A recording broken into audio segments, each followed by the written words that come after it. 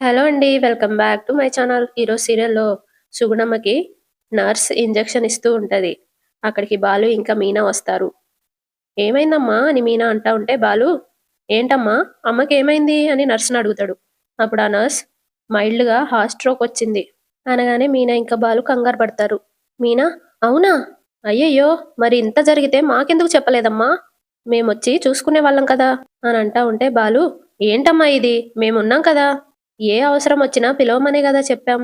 Doctor గారు ఏమైనా చెప్పారా?" అనగానే నర్సు, "అవును. అప్పుడప్పుడు బీపీ డౌన్ అయి స్పృహ తప్పి పడిపోతున్నారు. అందుకే నేను 2 పూటలా వచ్చి చూస్తున్నాను" అనంటది. అప్పుడు మీనా, "ఇంత జరిగినా నిజంగా మాకు తెలియదమ్మా" అనగానే సుగుణమ్మ, "ఎలా తెలుస్తుందమ్మా? నేను చెప్తేనే కదా తెలిసేది" అని అంటా ఉంటే బాలు, "చింటూ ఎక్కడమ్మా?" అని అడుగుతాడు. సుగుణమ్మ తనలో తాను, అసలు వీళ్ళిక్కడికొచ్చారంటేనే కళ్యాణి మండిపడిపోతుంది. ఇంకా చింటూని కలిసెళ్లారని తెలిస్తే ఎందుకు రానిచ్చావు అని కోప్పడుతుంది అని అనుకుంటూ ఉంటది. బాలు, "స్కూల్‌కెళ్ళాడా?" అనగానే మీనా, "చింటూ స్కూల్ నుండి వచ్చే టైం అయింది కదా" అని అంటది. అప్పుడు సుగుణమ్మ, "లేదు, వాడిప్పుడు ఇక్కడికి రాడు. నాకిలా జరిగింది కదా, అందుకని వాణ్ణి బంధువుల ఇంటికి పంపించాను." ఆ నర్సేమో, "అబద్ధం చెప్పిందేందబ్బా" అని అట్లా చూస్తా ఉంటది. సుగుణమ్మ, "ఆ, వాడు వాళ్ళ ఇంటి నుండే స్కూల్‌కెళ్తున్నాడమ్మా" అనగానే బాలు, "పోనీలే, ఈ ఊరే కదా, వెళ్ళేటప్పుడు కలిసెళ్తాం" అనగానే సుగుణమ్మ, "వాళ్ళుండరు" అని అంటది. "వాళ్ళు వైజాగ్ వెళ్తూ వాణ్ణి కూడా తీసుకెళ్లిపోయారు" అని అంటూ నర్సు వైపు చూస్తూ సైగ చేస్తది చెప్పకు అన్నట్టు. మీనా కోపంగా, "మీకింత జరిగినా మీ అమ్మాయి మీ దగ్గరికి రాలేదా" అని అడుగుతది. వెంటనే సుగుణమ్మ, "తనే ఈ నర్సుని మాట్లాడి పెట్టింది. అమ్మా రాణి, నీకు టైం అయితున్నట్టుందిగా, నువ్వెళ్ళు" అని నర్సుతో అంటే ఆమె, "సరే అండి" అని వెళ్ళిపోతది. బాలు, "తల్లికి గుండె నొప్పొస్తే మీ అమ్మాయి నర్సుని ఏర్పాటు చేసిందా? ఒకసారి వచ్చి చూసిపోతే ఏమైతుంది? అలాంటి మనిషి మా ఇంట్లో ఉండుంటే బయటికి గెంటేసేవాణ్ణి" అని అంటా ఉంటే సుగుణమ్మ తనలో తాను, "రోహిణియే నా కూతురు అన్న తెలిసిన రోజు మనోజ్ కంటే ముందు బాలుయే తన్ని తరిమేస్తాడేమో తన్ని" అని అనుకుంటూ ఉంటది. బాలు ఏమో, "నాకు నెంబర్ ఇమ్మంటే ఇయ్యరు. కనీసం ఇప్పుడైనా ఇవ్వండి" అని అంటా ఉంటే సుగుణమ్మ, "బాలు, నీకొక మాట చెప్తాను. తప్పుగా అనుకోవుగా?" "అయ్యో! అలాంటిదేమీ లేదు. చెప్పండమ్మా" అని బాలు అంటాడు. "అందరూ నీలాగా, మీనాలాగా స్వచ్ఛమైన మనసుతో ఏ స్వార్థం లేకుండా ఉండరు. ఈ రోజుల్లో ఎవరి అవసరాలు వాళ్ళు చూసుకుంటున్నారు. నా కూతురు మారదు. తల్లి చెప్తేనే వినని కూతురు మీరు చెప్తే వింటుందా? ప్రతిసారి మీరు దాని నంబర్ అడుగుతున్నారు. నాకు చాలా ఇబ్బందిగా ఉంటుంది. దయచేసి వదిలేయ్ బాలు. కనీసం ఈ మాత్రమైనా పట్టించుకుంటుంది. మీరు జోక్యం చేసుకుంటే ఈ మాత్రం గూడా పట్టించుకోదు" అనంటది. అప్పుడు మీనా, "అదేంటమ్మా, చింటూ గురించే మా బాధ" అనగానే బాలు, "మరి మీకిలా ఉంది. చింటూని ఎవరింట్లోనో ఉంచారు. వాడి పరిస్థితేంటి? వాడి భవిష్యత్తేంటి?" అని అంటా ఉంటే సుగుణమ్మ, "ఆ దేవుడు ఎలా రాస్తే అలా జరుగుతుంది బాబు. దేవుడికి అన్నీ వదిలేస్తే ఆయన మాత్రం ఏం చేస్తాడమ్మా? కొన్ని సాటి మనుషులే చేయాలి" అని బాలు అంటా ఉంటే సుగుణమ్మ ఆలోచిస్తా ఉంటది. మీనా, "ఏం లేదమ్మా. ఒకసారి చింటూ వల్ల నాకు ప్రాణగండం తప్పింది. అప్పట్నుండి చింటూ అంటే మాకు ఇష్టం ఏర్పడింది. మీకు అభ్యంతరం లేకపోతే చింటూని మేము దత్తత తీసుకుందామని అనుకుంటున్నాం" అనగానే బాలు, "చింటూ భవిష్యత్తు గురించి కూడా ఆలోచించండి. తండ్రి లేడు, తల్లున్నా లేనట్టే. అదే మేము దత్తత తీసుకుంటే అమ్మా నాన్న ప్రేమ దక్కుతుంది. వాడి చదువు, భవిష్యత్తు అన్నీ బావుంటాయి. వాడు చిన్న వయసులో పోగొట్టుకున్న ప్రేమ గూడా దొరుకుతుంది." సుగుణమ్మ నవ్వుతా ఉంటది. తర్వాత, ఈ మాట వింటేనే కళ్యాణి మండిపడిపోతుంది. కానీ చింటూ భవిష్యత్తు బావుండాలి అంటే ఇదే మంచిది అని అనుకుంటూ ఉంటది. బాలు, "చింటూ వాళ్ళమ్మ ఇంత జరిగితేనే రాలేదు. డబ్బు పంపించి చేతులు దులుపుకుంటుంది. మీరు చింటూ గురించి ఇక భయపడాల్సిన పనిలేదు. మిమ్మల్ని కూడా ఒంటరిగా వదిలేయాలనుకోవట్లేదు. ఊళ్ళో మా బామ్మ ఒంటరిగా ఉంటుంది. మిమ్మల్ని అక్కడికి తీసుకెళ్ళి వదిలేయాలనుకుంటున్నాను" అనగానే మీనా, "మీరిద్దరూ ఒకరికొకరు తోడుగా ఉంటూ కాలక్షేపం గూడా అవుతుంది. ఒకసారి ఆలోచించండమ్మా. ఈయన చిన్నప్పటి నుండి తల్లి ప్రేమకు దూరమయ్యారు. ఆ బాధ ఎలా ఉంటుందో ఆయనకు తెలుసు. చింటూకి ఎప్పటికీ అలా కాకూడదని కోరుకుంటున్నాను. అలాగే మీరు ఎప్పుడు కావాలంటే అప్పుడొచ్చి చింటూని చూసుకోవచ్చు. మీరేమంటారు?" అని అడుగుతది. అప్పుడు సుగుణమ్మ, "ఆ, ఏం చెప్పాలో తెలియడం లేదమ్మా. దేవుడు పంపించినట్టు మీరిద్దరూ వచ్చారు. నా తర్వాత చింటూ పరిస్థితి ఏంటా అని భయపడేదాన్ని. దానికి పరిష్కారం మీ రూపంలో కనిపిస్తుంది. కానీ నేను కన్న కూతురు మీదే నాకు అధికారం లేకుండా పోయింది. దాని కొడుకుని దత్తతకిచ్చే అధికారం, హక్కు నాకుందో లేదో తెలియదు. మాట్లాడి చూస్తాను. నచ్చజెప్తాను అనగానే బాలు, సరే ఇద్దరూ మాట్లాడుకొని తొందరగా ఒక నిర్ణయానికి రండి అనంటాడు. మీనా బ్యాగ్‌లో ఉన్న పల్లీ చిక్కీ తీసి, అమ్మా! ఇవి మా మరిది రవి చేశారు. ఇవంటే చింటూకిష్టమని తీసుకొచ్చాను. వాడికివ్వండి అని చెప్తది. మీరు భోజనం చేసి మందులేసుకోండి. ఏదైనా అవసరమొస్తే ఫోన్ చేయండి. ఇంత దాకొచ్చాక కూడా మాతో చెప్పలేదు. మమ్మల్ని పరాయి వాళ్ళని చేయకండి. వస్తాము అని బాలు అనగానే, మీనా కూడా వస్తాము అని చెప్పి ఎళ్తారిద్దరూ. వాళ్ళు వెళ్ళిపోగానే రోహిణికి కాల్ చేస్తది సుగుణమ్మ. రోహిణి ఫోన్ లిఫ్ట్ చేసి, అమ్మా! మళ్ళీ ఏంటి? అనగానే, బాలు, మీనా వచ్చారమ్మా. కానీ చింటూని పక్కింటికి పంపించేశానే. నువ్వు చెప్పినట్టే వాళ్ళకి నేనేం చెప్పలేదు అని అంటా ఉంటే రోహిణి, వెళ్ళిపోయారా అని అడుగుతది. ఆ, వెళ్ళిపోయారమ్మా. వెళ్తూ వెళ్తూ ఒక మాట అన్నారమ్మా. రోహిణి ఏంటి అని అడుగుతది. చింటూకి అమ్మ లేదు కదా, మేం దత్తత తీసుకుంటాము అని వాళ్ళు మళ్ళీ అడిగారు అనగానే రోహిణి, ఆ, అడుగుతారని తెలుసు. వాళ్ళందుకే అక్కడికొచ్చారు. నువ్వైతే వాళ్ళని తిట్టి పంపించావు కదా అని అంటా ఉంటే సుగుణమ్మ, నేనెందుకు తిడతానమ్మా, వాళ్ళు మంచి ఉద్దేశంతోనే అడిగారు కదా అని అంటది. అప్పుడు రోహిణి, వాళ్ళ ఉద్దేశం మంచిదై ఉండొచ్చు. కానీ నా కొడుకుని దత్తత తీసుకుంటాను అంటే నేను ఒప్పుకోనని నీకు తెలుసు కదా అనగానే సుగుణమ్మ, తెలుసమ్మా, కానీ వాళ్ళు వాళ్ళకి దగ్గరైతున్నారు. నీకంటే ఎక్కువగా అలవాటైతున్నారు. వాడి భవిష్యత్తు గురించి ఆలోచిస్తున్నారు. రేపు వాళ్ళకి పిల్లలు పుట్టినా వాళ్లే చింటూ వాళ్ళకి మొదటి కొడుకు అని చెప్తున్నారు అనగానే రోహిణి, అనుకున్నాను. వాళ్ళు నీకు ఫుల్‌గా బ్రెయిన్ వాష్ చేస్తారని అనుకున్నాను అనగానే సుగుణమ్మ, అదేం లేదమ్మా. వాళ్ళు నిజంగానే మనస్ఫూర్తిగానే చింటూని దత్తత తీసుకోవడానికి వచ్చారు. చింటూ వాళ్ళతో ఉంటే వాడి భవిష్యత్తు బావుంటదని అనిపిస్తుంది. ఏం మాట్లాడుతున్నావమ్మా? చూస్తుంటే చింటూని తీసుకెళ్ళి నువ్వే వాళ్ళకిచ్చేసేలా ఉన్నావు అనగానే సుగుణమ్మ, నిజంగా వాడి జీవితం బావుంటది అనిపిస్తే అలాగే చేస్తాను. వాడు నా కొడుకమ్మా. నువ్వెలా నిర్ణయం తీసుకుంటావు అని రోహిణి అంటది. వెంటనే సుగుణమ్మ, వాణ్ణి నేను పెంచాను. వాడి మీద నాకు కాకపోతే ఇంకెవరికి హక్కుంటుంది? ఇంకా చెప్పాలంటే నీ కొడుకని నేను చెప్తేనే తప్ప ఎవ్వరికీ తెలియదు తెలుసా? రోహిణి షాక్ అయి, అమ్మా! నాకు కోపం వస్తుంది, ఇరిటేట్ చేయకు. చింటూని ఇవ్వడం కుదరదని వాళ్ళకి చెప్పేసేయ్ అనగానే సుగుణమ్మ, నేను చెప్పలేకపోతున్నానే అని అంటది. అప్పుడు రోహిణి, ఆహా! అయితే నా కొడుకిప్పుడు నీకు భారమయ్యాడు. అందుకని వదిలించుకోవాలి అనుకుంటున్నావు అంతేనా? అనగానే సుగుణమ్మ, పిచ్చా నీకు? వాడు నాకు భారం అవ్వడమేంటి? ఇన్నేళ్ళు బాధ్యతగానే పెంచాను కదా అని అంటా ఉంటే రోహిణి, చాలే ఆపు. ఇలా చేసే నా జీవితాన్ని నాశనం చేసావు. ఇప్పుడు అనుభవిస్తున్నాను అనంటది. అప్పుడు సుగుణమ్మ, ఇలా చెప్పే చింటూని వదిలేసి వెళ్ళిపోయావు. వాడి జీవితం బావుండాలనే కదా నేను ఆలోచిస్తుంది అనగానే రోహిణి, నా కొడుకు జీవితం ఎలా ఉండాలో నాకు తెలుసు. నువ్వు మాటలు చెప్తావు, చెయ్యవు. బాలు వాళ్ళు చింటూని దత్తత తీసుకుంటే కనీసం నీ ముందు పెరుగుతాడు. అలా అయినా నువ్వు వాణ్ణి చూసి సంతోషించు అనగానే రోహిణి, అమ్మా! నీకు అర్థం కావడం లేదు. అందరి ముందు వాడు నన్ను అమ్మా అంటే ఏంటి పరిస్థితి? నా మాట విని నేను చెప్పింది చేయి. ఈసారి వాళ్ళొస్తే ఇవ్వనని చెప్పు. ఛ! అని ఫోన్ కట్ చేస్తది. అటు సుగుణమ్మ బాధపడుతూ ఉంటది. తర్వాత రోహిణి ప్రభావతి దగ్గరికెళ్తది. ప్రభావతి రోహిణిని చూసి, నువ్వా? నేనింకా మీనా అనుకున్నాను అనగానే రోహిణి, ఏ అత్తయ్య, తనతో ఏమైనా పనుందా అని అడుగుతది. అప్పుడు ప్రభావతి, కాఫీ పెట్టమన్నాను, తెచ్చిందేమో అనుకున్నాను. సర్లే, నువ్వేదో చెప్పాలని వచ్చినట్టున్నావు. ఏంటి సంగతి అనగానే రోహిణి, బయట వాళ్ళు ఏం మాట్లాడుకుంటున్నారో మీకు తెలుసా అని అంటా ఉంటే ప్రభావతి, ఆ చింటుగాడిని చూడ్డానికి వాళ్ళ ఇంటికెళ్ళొచ్చినట్టున్నారు కదా.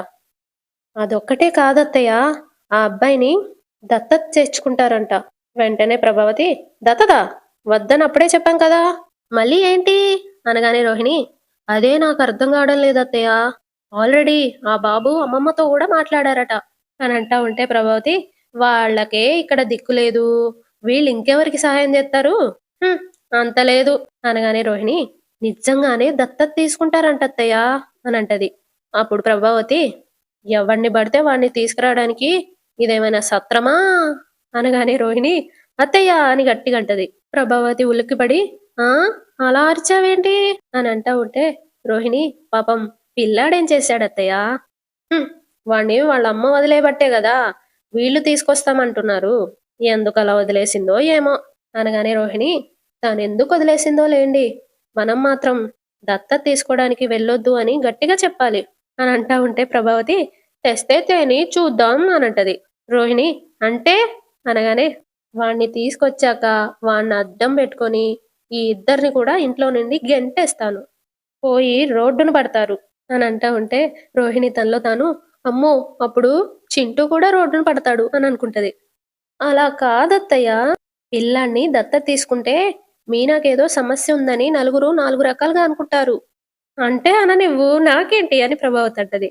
వాళ్ళు ఆ పిల్లాడిని తేవాలి, అందరు కలిసి బయటికి పోవాలి. అంతే అని ప్రభావతి అంటా ఉంటే రోహిణి తనలో తాను, దత్తత తీసుకోవడం ఆపుదామని నేనొస్తే ఈవిడ ఏదేదో మాట్లాడుతుంది.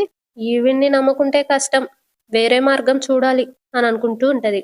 ప్రభావతి, ఏం ఆలోచిస్తున్నావు అని అడుగుతది. ఆ! ఏం లేదత్తయ్య. మీరు చెప్పిందే కరెక్ట్ అనిపిస్తుంది. అనగానే ప్రభావతి, నేనేం చెప్పినా కరెక్ట్‌గానే చెప్తాను. ఆ! సరే సరే. నువ్వెళ్ళి ఆ పూలమ్ముకునేదాన్ని కాఫీ తెమ్మను. లేదంటే మళ్ళీ వాళ్ళాయనతో కబుర్లు చెప్పుకుంటూ పని మర్చిపోతుంది. అలాగే అత్తయ్య అని రోహిణి వెళ్తది. హ్మ్. తర్వాత రోహిణి ఇంకా విద్య ఇద్దరు కలిసి ఒక స్కూల్ దగ్గరికెళ్తా ఉంటారు. విద్య రోహిణితో ఇలా అంటా ఉంటది. ఏయ్! ఈ సంవత్సరం పూర్తయితే బావుండేది కదా! మధ్యలోనే మార్చేశావు అని అంటా ఉంటే రోహిణి, హ! అంతకాలం ఆగే ఓపిక, టైము నాకు లేదు. బాలు, మీనా చింటూని దత్తత తీసుకోవాలని వెంట పడుతున్నారు. మా అమ్మకి వాళ్ళు తెగ నచ్చేశారు. ఏ మాత్రం ఛాన్సున్నా చింటూని వాళ్ళకియ్యాలని చూస్తుంది. అనగానే విద్య, వాళ్ళు దత్తత తీసుకోవాలి అని అనుకుంటే మాత్రం మీ అత్తయ్య దానికి ఒప్పుకోవడం లేదు కదా! అనంటది. అప్పుడు రోహిణి, నేను అదే అనుకున్నాను. ఈ విషయమే ఆవిడనడిగితే చింటూని దత్తత తీసుకున్నారు అనే సాకుతో ముగ్గురిని బయటకు పంపించేస్తాను అంటుంది. అలా చేస్తే వాళ్ళతో పాటు చింటూ కూడా రోడ్డు పాలవుతాడు. అదే జరిగితే తల్లిగా నేనున్నా లేనట్టే. అనగానే విద్య, ఆవిడ పంపినా బాలు వాళ్ళు వెళ్ళే రకం కాదు కదే! గొడవ పెట్టుకోనైనా ఇంట్లో ఉండే రకం అనంటా ఉంటే రోహిణి, అలా అని ఇంట్లో ఉంటే ఏదో ఒక రోజు నేను చింటూ వాళ్ళ అమ్మని అని బయటపడిపోతుందేమో అని భయం. విద్య ఏమో, ఎలా తెలుస్తుంది? ఎవరికీ చెప్పొద్దని చింటూకి ముందే చెప్పావు కదా! అనగానే రోహిణి, చెప్పాను. కానీ పాపం వాడు చిన్న పిల్లాడు. ఎప్పుడైనా నన్ను ప్రేమగా అమ్మా అని పిలిస్తే అంతే సంగతులు. అమ్మో! అలాంటి పరిస్థితి అస్సలు రాకూడదు. అందుకే చింటూని, అమ్మని ఇక్కడికి తీసుకురావాలని ఫిక్స్ అయ్యాను అని వీళ్ళు మాట్లాడుకుంటూ ఉంటే అక్కడికి వాచ్‌మెన్, మేడం ఎవరు మీరు అని అడుగుతాడు. ఇక్కడేం చేస్తున్నారు అని అంటాడు. రోహిణి, ఆ! మా అబ్బాయిని ఈ స్కూల్లో జాయిన్ చేద్దామని వచ్చాం. అనగానే ఆ వాచ్‌మెన్, అవునా? అయితే ఇందులో ఎంటర్ చేయండి అని బుక్ చూపిస్తే వాళ్ళు రాసేసి ఎళ్తారు లోపలికి. విద్య, ఒకటికి 10 సార్లు ఆలోచించుకో.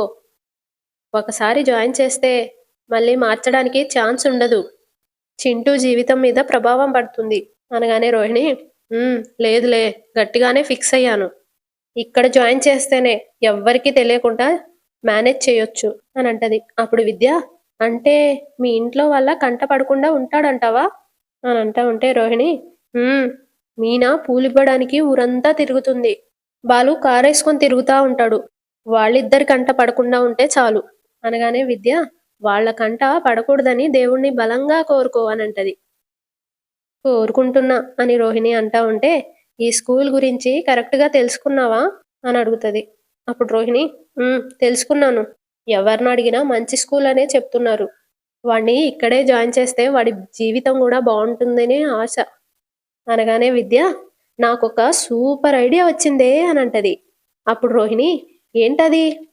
అని అడుగుతా ఉంటే, చింటూని నువ్వే ఎందుకు దత్తత తీసుకోకూడదు? అలా దత్తత తీసుకుంటే చింటూ నీతో పాటు నీ ఇంట్లోనే ఉంటాడు. అప్పుడు తను నిన్ను అమ్మ అని పిలిచినా నీకే సమస్య ఉండదు. అని అంటా ఉంటే రోహిణి, ఇదేనా నువ్వు చెప్పిన సూపర్ ఐడియా? కాదా అని విద్య అంటది. చెత్తలా ఉంది. చింటూ నీతో ఉంటాడని చెప్పానే. అనగానే రోహిణి, మనోజ్ ఒప్పుకోడు. ఒకవేళ మనోజ్ నొప్పించినా అత్తయ్య అసలే ఒప్పుకోదు.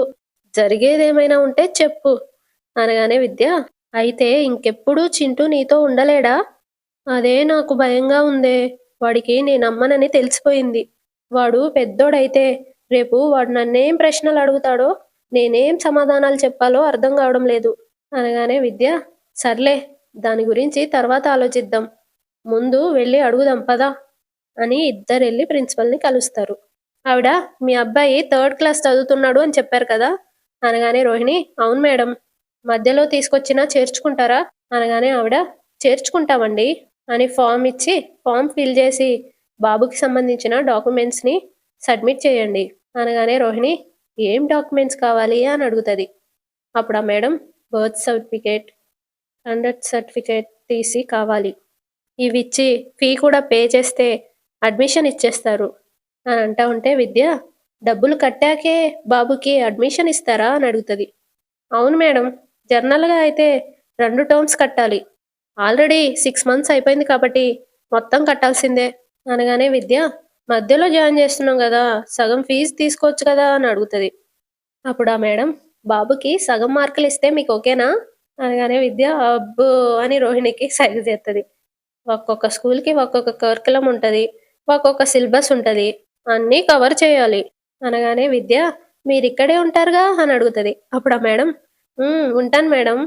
పిల్లలకి క్లాస్ చెప్పరు కదా అని విద్య అడుగుతది. లేదు మేడం, ఎందుకలా అడుగుతున్నారు అని అంటది. విద్య చెప్పకండి. పాపం పిల్లలు కదా అని అంటా ఉంటే పక్క నుండి రోహిణి గిలుతా ఉంటది. 2 రోజుల్లో ఫీజు కట్టేస్తాము అనగానే ఆ మేడం సరే మేడం అని అంటది. థ్యాంక్ యూ అండి. పద అని చెప్పి వీళ్ళెళ్తారు బయటికి. బయటకి వెళ్ళాక విద్య ఇక్కడ చాలా ఖర్చయ్యేలా ఉంది కదే అనగానే రోహిణి అవుతుంది కానీ తప్పదు అని అంటా ఉంటే విద్య రేపు వాళ్ళు ఉండడానికి ఇల్లు, దానికి రెంటు అన్నీ నువ్వే చూసుకోవాలి. అన్నీ చూసుకుంటానులే. ఉండు, ముందు అమ్మకి చెప్పాలి అని సుగుణమ్మకి ఫోన్ చేస్తది. సుగుణమ్మ ఫోన్ లిఫ్ట్ చేసి అమ్మా కళ్యాణి అనగానే రోహిణి నన్ను ఆ పేరుతో పిలవకమ్మా. నా పక్కన ఎవరైనా ఉంటే దొరికిపోతాను. అలవాట్లో వచ్చిందమ్మా అని సుగుణమ్మంటది. సర్లే, నీ ఆరోగ్యం ఎలా ఉందమ్మా? పర్లేదమ్మా అని సుగుణమ్మంటది. నువ్వింకేం బాధపడకమ్మా. మిమ్మల్ని ఇక్కడికి తీసుకురావడానికి ప్రయత్నం చేస్తున్నాను. ఇక్కడ ఉండడానికి ఇల్లు, చింటూకి స్కూలు అన్నీ మాట్లాడేశాను అనగానే సుగుణమ్మ నవ్వుతూ చాలా సంతోషంగా ఉందమ్మా. ఇన్ని రోజులు నా తర్వాత చింటూ పరిస్థితి ఏంటా అని భయపడేదాన్ని. ఇప్పుడు ఆ భయం పోయింది అనగానే రోహిణి వాడు నా కొడుకు. నేనేమి మనస్సాక్షి లేకుండా బ్రతకడం లేదు అనంటది. అప్పుడు సుగుణమ్మ ఆహా, నా ఉద్దేశం అది కాదమ్మా అని అంటా ఉంటే రోహిణి నువ్వు ఇంకేం చెప్పకు. వచ్చే వారమే ఇక్కడికొస్తున్నామని చింటూకు చెప్పు. అలాగే అమ్మా అని సుగుణమ్మ నవ్వుతూ అంటది. అలాగే, రావే వెళ్దాం అని ఫోన్ పెట్టేసి రోహిణి ఇంకా విద్య వెళ్తారు. ఇటు బాలు ఇంకా మీనా కార్ ఇంటి ముందు తీసుకొచ్చి దిగుతారు. మీనా దిగి బాలుని దిగండి అనగానే నేను వెళ్ళాలి అని బాలు అంటా ఉంటే మీరిలా ఆలోచిస్తూ వెళ్తే దేనికో ఒకదానికి గుద్దేస్తారు. దిగండి ముందు అనగానే బాలు కూడా కారు దిగుతాడు. ఏమండి, ఇంకా అదే ఆలోచిస్తున్నారా అని మీనా అడగగానే చింటూ వాళ్ళ అమ్మమ్మ ఎందుకింత ఆలోచిస్తుంది? మన మీద నమ్మకం లేదా అనగానే మీనా అలాంటిదేం కాదు. దత్తత ఇవ్వడము అంటే పూర్తిగా మనకిచ్చేయడమే కదా. చిన్నప్పటి నుండి కన్న తల్లికి బదులు ఆవిడే పెంచింది. ఒక్కసారిగా మనకు అప్పజెప్పాలి అంటే మనసు ఒప్పుకోవాలి గదా. పెంచిన మమకారం అంత తొందరగా ఎలా వదులుకుంటారు అనగానే బాలు ఆవిడ మనల్ని అర్థం చేసుకొని నమ్మి చింటూని మనకిస్తే బాగుంటుంది అని అంటాడు. అప్పుడు మీనా మీది మంచి మనసు. భార్యగా నాకు తెలుసు. మీరు వాడికి మంచి భవిష్యత్తునే ఇవ్వాలి అనుకుంటున్నారు. మన వయసులో ఉన్నవాళ్ళు సొంత పిల్లలు కావాలని కనాలని అనుకుంటారు. కానీ ఇలా తల్లిదండ్రుల ప్రేమని నోచుకొని పిల్లల్ని దత్తత తీసుకోవాలని ఎవ్వరూ అనుకోరు. ఆ మంచి మనసు మీకుంది. ఆవిడ తప్పకుండా ఒప్పుకుంటారులే అని వెళ్తా ఉంటే బాలు మీనా అని పిలుస్తాడు. ఆ ఏంటండి అనగానే బాలు ఏ భార్య అయినా తన కడుపున బిడ్డ పుట్టాలని కోరుకుంటుంది. ఆ బిడ్డకే ప్రేమనంతా ధారపోయాలని ఆశపడుతుంది. కానీ ఇలా పెళ్ళైన కొంతకాలానికే భర్త పరాయి వాళ్ళ బిడ్డని దత్తత తీసుకుందాము అంటే ఏ భార్య ఒప్పుకోదు. నువ్వు నా మనసునే కాదు నా ఆలోచనల్ని అర్థం చేసుకున్నావు. థ్యాంక్స్ మీనా అని అంటాడు. అప్పుడు మీనా నవ్వుతూ మీరు వేరు నేను వేరు కాదు సారు. సరే రండి తినేసి వెళ్దురు గాని అనగానే బాలు లేదు, ఫైనాన్సర్కి డబ్బులు కట్టాలి వెళ్తాను అని వెళ్తా ఉంటే మీనా అవును, నేను కూడా అత్తయ్యకి క్యారేజ్ తీసుకొని వెళ్ళాలి అని అంటా ఉంటే బాలు క్యారేజా? ఆవిడేమైనా కాలేజ్కి వెళ్తుందా? నువ్వెందుకు క్యారేజ్ తీసుకెళ్ళాలి అనగానే మీనా తను డాన్స్ స్కూల్‌లో బిజీగా ఉంటాను అన్నారు. హ్మ్. ఇంకా ఎన్ని రకాల పనులు చెప్తుంది మీనా. పర్లేదులెండి. అక్కడికి వెళ్ళాలి అంటే నడిచి వెళ్ళాలి. స్కూటీ పంక్చర్ అయింది. నన్ను కాస్త దింపేసి వెళ్ళండి అనగానే బాలు, సరే ఆ ఫైనాన్సర్‌కి డబ్బులిచ్చేసొస్తాను. ఆ డాన్సర్‌కి అదే ఆ డాన్సర్ అమ్మకి క్యారేజ్ తీసుకెళ్దువు గాని అని వెళ్తాడు. మీనా సరే అని లోపలికెళ్తది. తర్వాత మీనా శృతికి అన్నం వడ్డిస్తా ఉంటది. శృతి తింటూ మీనా చాలా బావుంది అనగానే మీనా ఇంకొంచెం వేసుకో శృతి అని వేస్తా ఉంటది. సత్యం అమ్మ మీనా పూలివ్వడానికి వెళ్తాను అన్నావు. ఇక మీ అత్తయ్యకి కూడా నువ్వే భోజనం తీసుకెళ్తాను అన్నావు. టైం సరిపోదేమో చూసుకో అనగానే మీనా పర్లేదు మావయ్య ఇబ్బంది లేకుండా నేను చూసుకుంటాను అని అంటది. శృతి ఏమో మేమంతా ఇక్కడికొచ్చి తింటున్నాం కదా! ఆంటీ కూడా ఇక్కడికొచ్చి తినొచ్చు కదా! ఏంటో ఆంటీ నాకు పూర్తిగా అర్థం కాదు అని అంటా ఉంటే సత్యం 25 నుండి కాపురం చేస్తున్నా. నాకే అర్థం కాదు. మీకేం అర్థమవుతుంది? అయినా కూడా మీరు తన భ్రమని బురిడీ కొట్టిచ్చి ఇంత చనువుగా ఉంటున్నారు. మిమ్మల్ని అభినందించాలి అని అంటా ఉంటే శృతి ఇంకా మీనా నవ్వుతా ఉంటారు. శృతి మాకిలా చాలా బావుంది అంకుల్ అనగానే మీనా అత్తయ్య గురించి ఆలోచిస్తే చాలా భయమేస్తుంది. ఎందుకు అని శృతి అడుగుతది. దొరికిపోతామేమో అని. దొరికినప్పుడు చూసుకుందాంలే. లైట్ తీసుకో మీనా అని అంటా ఉంటది. అంతటితో ఈరోజు ఎపిసోడ్ అయిపోతది. తర్వాయి భాగంలో బాలు మీనా మీద కాలేసి పడుకుంటాడు. మీనా ఏంటంది ఇది అని అడుగుతది. బాలు కాలు అని అంటాడు. చెయ్యి గూడా వేస్తాడు. ఇదేంటి అని మీనా అడుగుతది. హ్మ్. చెయ్యి అని బాలు అంటాడు. మనం హాల్‌లో ఉన్నామండి అనగానే బాలు పక్క మీదున్నాం, పక్క పక్కనున్నాం. నాకు ఇలా పడుకుంటేనే పీడకలు రాదు అని పడుకుంటాడు. ఇటు మనోజ్ మేడపైన ప్రభావతితో ఆ రోజు లెటరొచ్చిందని నీతో చెప్పాను కదా! అనగానే ప్రభావతి మళ్ళీ లెటరా అని ఓపెన్ చేసి చూస్తది. అందులో నీ కోడలు రోహిణి గతం మొత్తం నాకు తెలుసు అని రాసుంటది. అది ప్రభావతి చదువుతది. మనోజేమో రోహిణి తన గురించి ఏదో దాస్తుందమ్మా. అది మాత్రం మనం కనిపెట్టాలి అని అంటాడు. అక్కడికి రోహిణి వస్తే నీ గతంలో ఏదో ఉందని ఒకళ్ళు మాకు ఈ లెటర్ ఇచ్చారు రోహిణి అని రోహిణికిస్తాడు.